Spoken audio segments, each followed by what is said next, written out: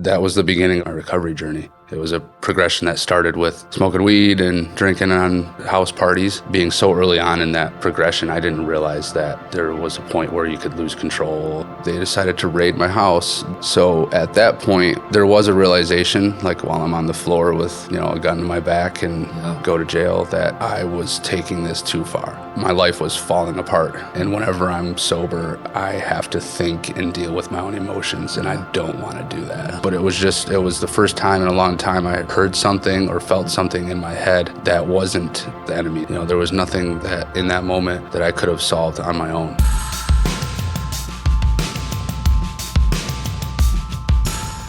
Hey everyone, Sean, this is the Radiant Podcast. Welcome back. And today we are going to be joined and hear the story of a good friend of mine, TJ, who is here at Radiant with us. And I love this story of TJ, just to see what God has done in this man's life throughout the years.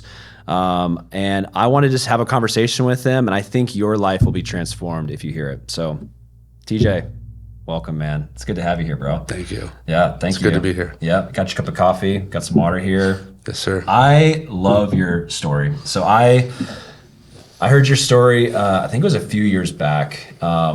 Radiant did like a little 2-minute video. It was like super high level of your story. And in that 2 minutes, I was impacted. I mean, I'm pretty sure I teared up. I don't think I ugly cried, but definitely teared up listening to it. And I watched it probably like 2 or 3 more times. And every time I listened to it, I'm like, man, like what an incredibly powerful story. I want to know more though. Like I want to hear like, okay, we heard the 2-minute version, but like I want some time with you. I want to know like what God did in your life to bring you from where you were to where you are now. And I think it's a powerful story. And so I just kind of want to just have you just kind of share like what was, I think we were talking a little bit before we got started, 36, just turned 36. It's a good year. It's like one of my favorite years. But what was early life like for you? I don't know, like, where did you grow up? What was life like for you kind of in a younger age? Well, I grew up in the Galesburg area, went to Gull Lake schools. That was after my parents' divorce. Like, I don't remember any of the time I really spent in Battle Creek at Harper Creek, but the summer after 3rd grade, my parents divorced. And so it was my first, I guess, I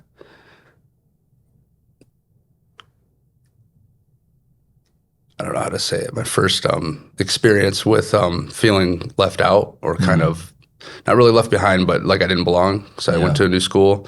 So unknowingly to me, it felt like when I started at the new school, I had to figure out who my people were, that type of thing. And then this is 3rd grade. Well, 4th grade when I started in Gull Lake, yeah. That's a young age to have to try to figure that out. Yeah. Yeah. So 5th grade and 6th, I think around that time was when my dad started bringing me to church. And again, I didn't know at the time, but he was getting clean and sober. He was an alcoholic, and that's part of the reason that my parents' divorce happened. Yeah. And so I started to make friends at the new school, but when my dad started to bring me to church when I was at his house, it was here at Radiant, but I definitely did not feel like I fit in with anybody there. So it's like, so far I've heard you twice say like, didn't feel like I fit in. Like what made you feel that way? Like, do you think there was something that was like, I don't know why I can't fit in with these people? As far as the church people, or I don't know, just a new school? Because new school, I felt like I found my people there. But I also, it's like really early on to be able to even know who the heck I was. Yeah. So, I mean, I'm still trying to figure that out. Yeah. But I think with youth group, it was like I was just around that same time I was experiencing or experimenting with drugs and alcohol. So I was like, I really quickly, one of the first things I realized was, okay, these people don't don't have fun. That's the way that I looked at it. Like, Yeah. like either they don't have fun or they don't know what they're doing, like Yeah. what they're missing out on. So Yeah. it started with like a mental shift. Like I'll just go, I'll do the things, but I didn't want to stick around. I didn't feel like it was really the life I wanted. Yeah. You know, This is like 5th, 6th grade kind of around this time. Yeah. for sure. Yeah. And that just turned into me not going. Like it was a couple years, like, and I made some relationships. I started to get close with Pastor John, and I made a couple friends, but they were the ones that had the same mentality I did. Like we're just here because our parents are making us go, and you know, we could smoke weed after we're done, whatever. Like that's the truth. Like, and from there, I guess that was the beginning of the progression that I didn't really know about until 4 or 5 years ago when I started on my recovery journey. It was a progression that started with smoking weed and drinking on, you know, at house parties in 7th and 8th grade. And my whole high school career was defined by partying. And by the time I got into college, I was still like making perfect grades. So like it was hard for me to justify, like I wasn't ruining my life yet. Yeah. Yeah. So for sure. it was easy to continue this. Feels like you can hold both. Yeah. For sure. Yeah. So during this time, you went from 6th grade to like high school. You mentioned earlier that your dad started taking you to church because he was sobering up. And did your dad continue in that trajectory? Like, was he staying sober? He's now been sober longer than he was drinking. Wow, that's incredible, man. Yeah. So, I mean, that's incredible to hear. That's awesome. And like, what was your relationship with your dad like then? Because it feels like he tried to bring you in to church, and then he's staying sober. I'm assuming it was continuing to go to church, and you kind of felt like what you just described to me was like going the other direction. So like, was there tension there? Was it like, did you live one way in his eyes, but then a different way? Like, what was that like with the history of your father? I mean, I had a lot of respect for him, and we did, like, every time me and my brothers were at his house, we were working, you know, because I think to a certain degree he went from being alcoholic to workaholic, but you got to fill your time somehow, I guess. And it was like, so we're always helping him build houses and doing really cool things and learning a lot, but there wasn't as much of a emotional connection. I don't even know that I was looking for that, but I think there wasn't really tension around the drug use or the drinking because I was, one, too young to really even realize that that's what affected his marriage, but also my whole childhood up until whatever it was, 10 or 12, when their divorce was final, was kind of defined by him not being there. Like, you know, wake up in the middle of the night to go pick up dad from the bar and stuff, or go to get on the bus and he's just passed out in the living room or something. Like, so there was resentment. I didn't even know what resentment was back then, but I can look back and tell, like, I resented him to a certain degree. So I saw it change, and I thought that was awesome. But I also, being so early on in this progression, I didn't realize that there was a point where you could lose control, or you know, you have. I think a lot of people, myself included, think I'm not going to end up like my dad, and then end up being exactly like your dad. And then you're 30 and you're like, actually, I'm my dad. Something I can do about it.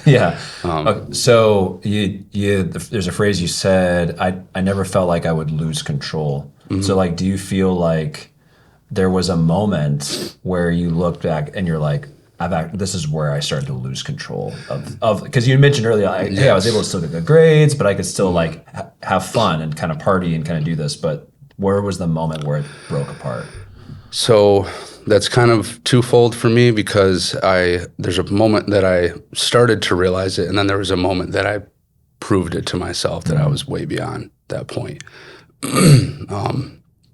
So the first time was when now there's obviously a lot of progression leading up to this. It got to the point where I was not just partying on the weekends. We were having house parties at my house in college, and it it was like keggers and half gallons all day, and then, you know, selling weed and smoking weed all the time. And if anybody brought shrooms or any sort of hallucinogenic over, I'm doing that too. Like there was no boundaries.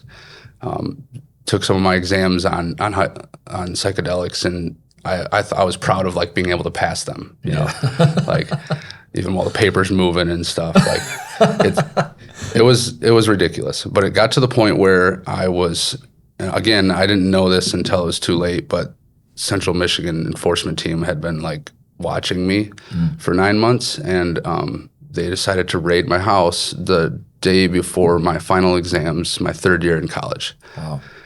So at that point, there was a realization, like while I'm on the floor with, you know, a gun to my back and go to jail, that I was taking this too far.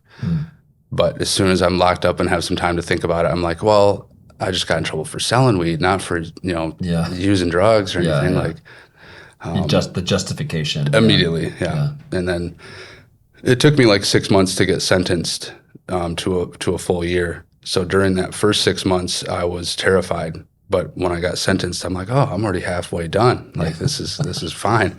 Again, the justification. Yeah, it was over and over again. I could do mental gymnastics to make it look like seem like I had everything under wrap. Yeah. And so the real proof was after spending that year in jail, I was taking care of myself in there. I didn't use any drugs behind bars. I just worked out, played Scrabble, played spades, like kept my own business, you know. And then less than 2 days after being released, I was drinking every day, looking for weed, looking for any other substance to escape my own mind, basically was the goal. So there was proof there, but I still didn't have the want to change. Do you feel like in that moment, so like, you know, typically, you know, in addiction and recovery, things like that, it's like there's you actually used the word resentment earlier with your father. There's like inner resentments that are then trying to, it's like your body tries to physically cope with those inner resentments and it doesn't know how to, so then it seeks out like outward, you know, things to be addicted to try to like mask and numb that. So like you said, it's like you're in jail, you're there for a year, you're doing good. You're like, oh, I got this. You get out immediately, you're back, and you'd use the phrase to try to get out of my own head. Like, what was the narrative going on in your head? Like, what were you trying to mask? Like, what was, like, I'm looking at it, you know, as like, what was the enemy trying to deceive you or try to like lie to you that is, you're trying to get out of that mental state? I believe the lies were, you've already taken this path, you're committed, like this is the the destiny, the fate. So the lies I was believing was like, I can't go back. There's no redemption, I guess would be the word. Like I've already taken it too far, because I went from thinking, I had big dreams, you know, I wanted to like be a graphic designer or you know, just some normal dreams, make a lot of money, have fun doing it, and love my job. And so when I went to jail for that long, I'm thinking life's over. Life on those terms, at least. Like felony is going to keep me from ever getting a good job. I'm never going to be able to get my own apartment. And so all these lies I was believing, you know. And so from a mental or emotional perspective, it was, I can't process this. There's no way to go through it. So therefore I'm going to run from it, escape from it. And that progression just continued. Oh yeah, for sure. Because it was my lifestyle. Yeah. Okay, so at this time you said third year of college. Now it's like, it technically would have been your fourth year of college. So how old are you now around this time? Like you're out of jail. Let's see, was convicted in 2010, got out in 2011 in November. Okay. So I would have been, what's that? 22 2 or something. I didn't even try to do the math. I was just hoping you would do it. I can't do that math. Maybe somewhere in my early 20s. Early 20s, 20, 21. I think I was legal drinking age. It's harder to measure too because I was drinking well before it was legal. So Yeah, you're like, well, now I can actually drink. and get into more trouble. Yeah, exactly. Yeah, no, for real. Yeah. So, okay, so you are early 20s. I'm assuming you didn't go back to college at that point. No, Yeah. they actually told me I couldn't. Okay, yeah. So at that point, you'd kind of mentioned there was that cycle of my life's over, so I got to just I can't go back. There's no redemption for me. Yeah. And so how long did that cycle, like what was the next milestone? Like how long did that cycle progress until the next milestone? This was, I think, the most interesting part of that cycle or progression, I would say, is because it was almost like the mental shift or the perspective change was like me doubling down on that. Like, okay, so now I just got to get really good at selling drugs, not get caught. I got to do things on my own to figure out how to make money, under the table or whatever. And I had lost my license during all this stuff, and so if I am driving, I was driving my ex's car like illegally and stuff. I went through quite a few jobs, but after living in my mom's basement, I moved out with my ex, and we decided this would be a great time to start a family. Actually, that wasn't really the plan, but that's what happened. Yeah. And so I'm living in Augusta at this point. And like I said, I'd been to like 3 or 4 different places, living in trailers. I was just moving, like living with coworkers, trying to stay next to wherever my job was. Yeah. And I finally actually locked down a job at TMD Machining, and I loved that job. I was making good money, but it came to a point where my lifestyle of drinking and smoking and using any sort of drugs I could, like the drinking and smoking were daily. Yeah. I'd come across other things, and those would be like for special occasions, and which could be every weekend, Yeah, you could justify. It's still more justification, exactly. I haven't seen you in a while. Let's do some shrooms. So it got to a point where I was. And I'm trying not to skip over too much, but got to a point where I had nothing. My ex was not really trying to split up with me. I think she was trying to give me the space to heal, but we split up, and I didn't want to lose time with my son, who was very young at this time. So I was like trying to help her dad pay the mortgage on the house that he helped us buy. And I got an apartment 4 blocks down the road. Little did I know, like being separated from all that responsibility, I was like basically left to my own devices. I got worse, and still with more emotions at this point to deal with, and I didn't know how. I had started using meth, and I'm a firm believer that today the substance doesn't matter as much as what substance I was doing, but like what the substance did to me, how it made me think. And fast forward a little bit, now I realize it's like I had that thinking problem well before the drugs. Yeah. But while living in that apartment in Augusta, I was seeing my son off and on. Just my life was falling apart, and my ex made the decision to move to South Carolina. Actually North Carolina first, and like where her parents were, and get support from them.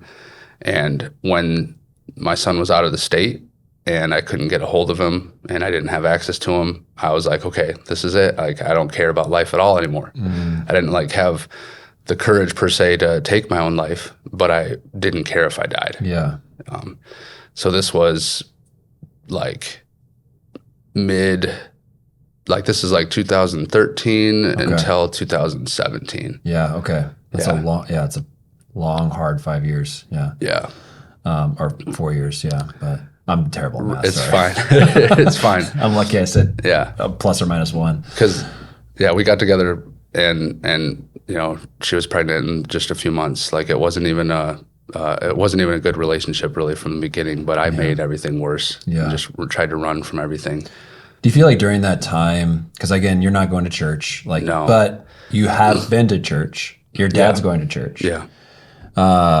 Do you feel like, and I don't know your dad, I assume like, was your dad praying for you, all those things as a, kind of like calling you back to the Lord. But looking back now, do you feel like the Lord was in certain things? Was he speaking to you? Was he trying to, like, did you feel like Yes. some things that were happening behind the scenes that maybe in those moments you didn't know, but like maybe you could share something? 100%.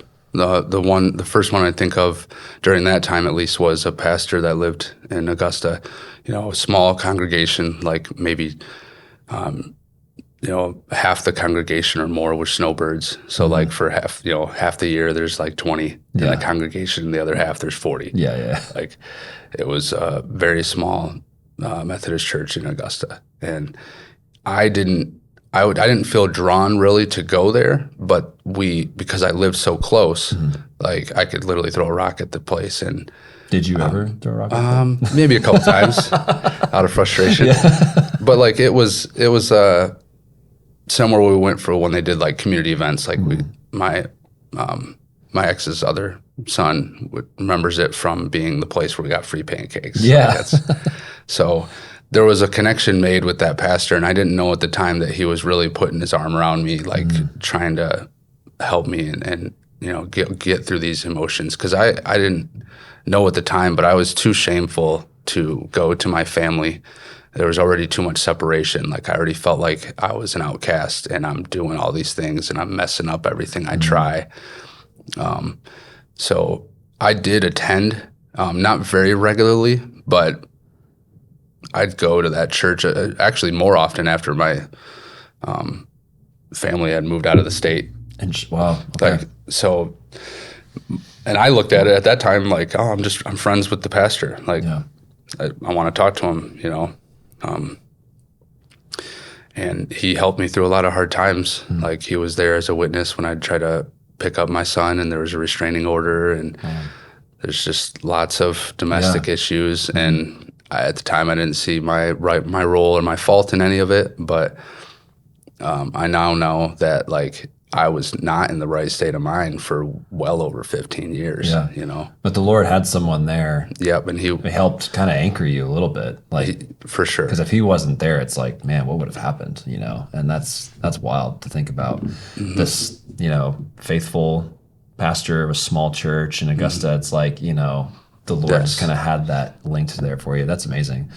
So this is like earlier you mentioned, that was like 2013 and 2017. And so, what's that next? From what I heard you say, you're at a pretty low point, like what's the next thing that happened in your life? So now this is another one of the justifications, but I felt like I had it handled if it was just drinking or weed. But throughout, like from when my son left the state, even a little bit before that, I was dabbling with the methamphetamine. But after he was gone, and I just felt like there was no use. Like I thought that my ex was going to keep him from me forever. I thought like there was no reason to really live. I'm like, okay, well, this is the only fun I know how to have. And whenever I'm sober, I have to think and deal with my own emotions, and I don't want to do that. So there was a 5 to 7 year progression with just getting heavier and heavier into the meth use. And I'd say August 13th of 2020 was definitely the culmination of a lot of things. What I can remember from that day is I was sitting in my apartment. It was empty. I was still there about almost 30 days past my eviction date. There was nothing. Like I was so messed up in the head. I just put everything out in the yard and put like free or for sale signs on it, like to get more money for more drugs. And it worked. I Yeah. was on a pretty busy road right there going through Augusta. Yeah. But continuously justifying just crazy acts, you know. And that day, I just remember sitting on my bed in the room, and one of the only things I held on to that I looked across was something that one of the church members had given me. It was like a bed for my son, and it was like one of those car beds or whatever. And I just remember I started crying because I didn't know when I would see him again. And I had just finished my last like 2 grams maybe of meth. Like I smoked it all. And it didn't really work. Like it didn't work like I thought it would, you know, type thing. Wow. I mean, it could have been bunk stuff, but I think it was God, because I should have been through the roof at that point. Yeah. Even my tolerance wasn't crazy at that point. I could do like an eighth a day. So 2 grams, roughly 20 minutes. The pipe's still hot, and I have this conscious thought, subconscious thought, to walk down to Pastor Scott's house. Like, Wow. This is the pastor in Augusta. right, Yeah. 4 blocks down the road. And I say it was subconscious because I didn't make that choice. I was just drawn back down to the church. Yeah. I certainly, in my right state of mind, wouldn't have brought a hot pipe right after using to the pastor's house. And I just remember crying. I knocked on the door, he answered, and I didn't have words. I was just bawling. Wow. On the bed, it wasn't an audible voice, but it was the first time in a long time I heard something or felt something in my head that wasn't what I look at as the enemy now. It was more like just the feeling. I explain it like God telling me, like smacking me across the face with it, basically saying, "This is not you." Yeah. But that's because it wasn't an audible voice, but it was something where I knew, okay. And that, again, it was right after heavy use of drugs. Like, so none of it made sense to me. And I remember the pastor handing the pipe to his wife, and she smashed it in the parking lot, and they both laid hands on me. So it took me a few days to feel clean and sober. But I made the decision to move back into my mom's basement. This is probably the 3rd or maybe the 4th time it happened in my life. And Pastor Scott and his wife Dawn had a lot to do with that. I felt like they were one of the only people that I could feel comfortable with, coming to, like, hey, I've destroyed my life. What do I do? Yeah. And I'm still in my mom's basement, actually, but it's been a really good upward progression since that day. Is that the day that, I'm trying to remember when I first heard your story, did you make a decision to follow Christ that day? Or when did that happen? I wouldn't say it was a conscious one. Yeah. But I would say that's when I started to that changed your life. Get back in line. Yeah. Because back when I was 15, 16, I had an experience at Acquire the Fire that I know today was the Holy Spirit. Wow. It's just back then I was already using drugs. So I'm like, wow, that was some good drugs. Yeah. Like, you know what I mean? There's a huge difference. Yeah. You know, because of the outcome. You know, I've had plenty of spiritual experiences before meeting the Lord, and those are not the same. Yeah. You know, they don't lead anywhere. Yeah. They're just dead ends. Yeah. So 2020, you have that turning point. You're like, I'm done, and I'm gonna walk a different path. So where does that path lead you? Is that when you started to? I think it was around this time that I actually met you at Radiant.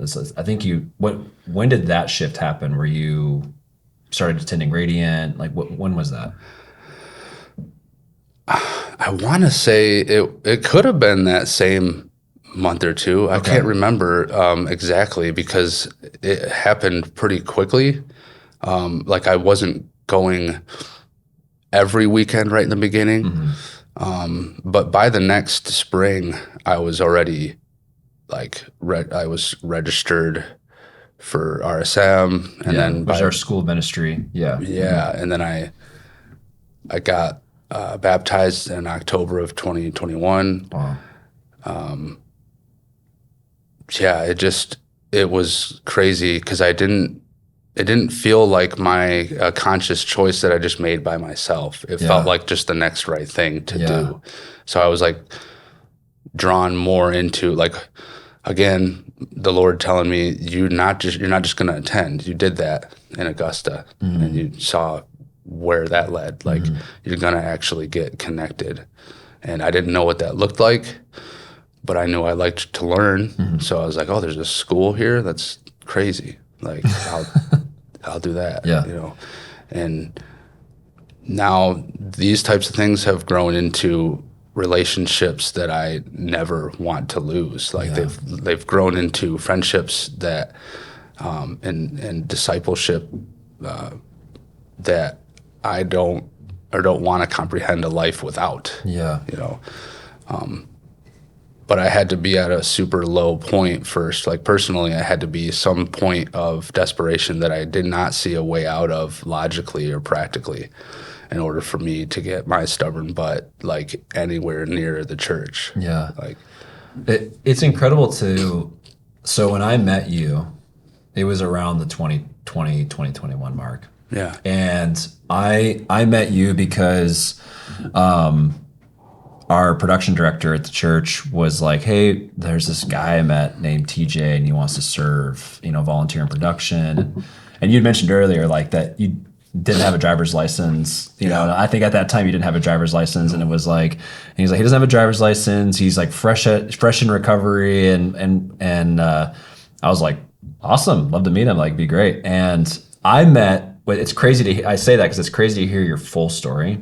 I met you after all of that. And so to see, like, when I met you, you were like a hard worker. You were like putting your face towards Christ. Like, you were like, I'm going to do the right thing. I'm going to live life. I'm going to go deep in the word. I saw you serve diligently. I saw you serve the house. I saw you go hard in we have, like, our part-time Bible school. And so you're studying the word, you're in community, and then you eventually you join staff at the church, and you're working in production and engineering, and you're just like, I mean, you are showing up every day, faithful, like, and that was the TJ, like, I knew was that. I saw, like, all of that part. And then so to hear, like, this was me in 3rd grade and 5th grade and 6th grade, I'm just like, wow, God must be real. Like, it's incredible. Like, God is real. Like, to see that journey and, like, where he's brought you. I mean, when you look now, I mean, so it's 2025, like, did you imagine your life? Like, when it was 2017, 2013, I mean, like, what did you imagine your life to be compared to, like, what it is now? I mean, yeah. Over. Yeah. To be honest. Yeah. For real. It's insane. And so it's like your life now, like, I'm looking at your life and I'm like, oh, your life is you're not even in the same, like, you're walking down a path, you're not even the same force. So you're like a totally different area. Like, you're walking a totally different path. Your life is not even close to over. Like, you have so much ahead of you. And so I love hearing that story. And so I'd love to just kind of know, like, I'm sure there's somebody that will hear your story and they're going through something that you were going through in your early stage, Now knowing what you know now and seeing the Lord's faithfulness, like, what would you tell them? What would you tell them to help get them out of that place? I would say it's not for me, I was really intellectual. I've always tried to use my head, but there's some things I can't think my way out of. There was nothing that in that moment that I could have solved on my own. So even before truly following or knowing God, I had to trust something outside of myself. Yeah. Some sort of, as the recovery community would call a higher power. Yeah. I had to believe that, because if there wasn't a power greater than me, then I would not be alive still. Yeah. So it's hard to really give it, a blanket comment of advice other than trust that the Lord is there and, like, he is speaking to you even before you know how to listen. Now I can look back at points in my life and realize he was there. Yeah. I didn't know him then, but he was there. And so it's kind of like even just trusting some connections, or sometimes when you're drawn to something, like the Holy Spirit was even working in my life before I had accepted that type of interaction. You know, I'm not saying the Holy Spirit comes uninvited, but I think like we have a way of inviting them into our desperation when we don't even know it. Yeah, it's amazing. Yeah, it's beautiful. Yeah, I love just to even see. Here's my favorite part of your story. There's lots of great parts of your story, but my favorite part of your story is when I think back of all the things you said. Multiple times you said, "I don't belong. I don't fit in. Like I can't." Like, and then the Lord brought you to a place, to a family, to a church, to a body.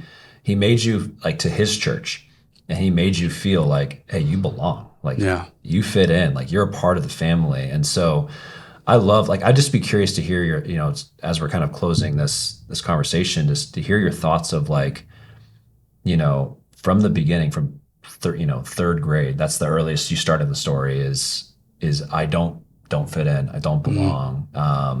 You know, these people don't have fun, which is true. Some people need to have more fun, but like, what do you think now? You know, like as you think about yourself, like those voices in your head are no longer, you know, accusing you and deceiving you. And you mentioned earlier, like that was the first time I heard a voice that was not, you know, the enemy in that. Do you feel like you belong? Like, do you feel like, you know, what does the church mean to you? The church to me means a community of lost people that have direction. Yeah. You know, it's not like they're any better or worse than people not in church. Yeah. It's they've all made the same decision to follow God. Yeah. Whereas before I looked at it as like people that were looking down their nose at you and I was less than. And as far as the not feeling like I belonged, that has changed only because of God being in my life. Like to a non-believer, it feels like a mental construct, like you make yourself feel like you don't belong, but how many other people have that same idea? Like so at the very least, you're going to get along with and belong with those people. But it was still something I couldn't just think my way out of. I had to follow something outside of me. And that's either going to be the enemy or God, you know. For the longest time, I thought I was following myself and my own will. I was actually giving my will over to any lie that I could believe in the moment, you know, and be deceived. Today, it's not even just a daily practice. It's a practice with like every situation where I will hand my will over, because I know that my wants and my desires like will bring me to very dark places. Even when my will or I think my intentions are good, I still give it over to God, because He has always, He's proven to me in the last 4 or 5 years that His way is always better than mine. You know, I never would have planned on coming back to Radiant. I never would have planned on making friends with these church people that I thought did not know how to have fun. I for sure never would have planned on working at a church. You know, none of this was in my plan. My plan was to continue using drugs and alcohol every day while holding on to some sort of, you know, 6-figure graphic design job, which probably doesn't exist. So. Wow. His plans are way better than mine. His plans are way better. Yeah. Thank you so much, TJ, for sharing your story, man. It was, even for me, that was truly impactful, just to see an example of God's faithfulness. And I commend you and your faithfulness to continually every day say yes to God, you know, and I just, Amen. Bro, never forget that, man. I love hearing your story. Thank you so much, bro. Thank you. We hope you enjoyed this conversation on the Radiant Podcast. Make sure you subscribe and join us next week. We'll see you then.